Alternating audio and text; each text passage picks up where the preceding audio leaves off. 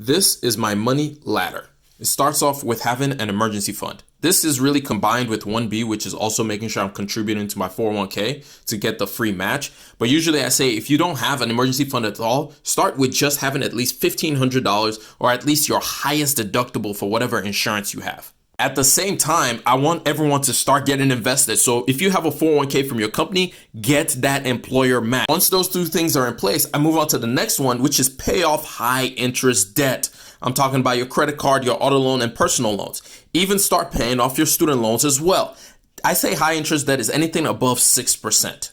Once you have these things paid off, I say go to the next step, which is opening up and maxing out a Roth IRA. However, if you work for a company that doesn't pay you a 401k, I would move opening up a Roth IRA to step number 1B. I want you to start investing as soon as possible. Next, once you have your Roth IRA in place, I would go back to your 401k and start contributing as much as possible to that 401k.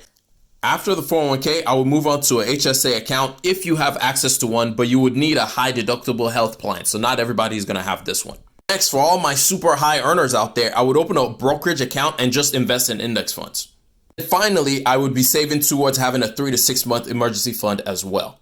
It's important to note that 4 through 8 are actually very interchangeable, which means you get to pick how you want to do any of these things.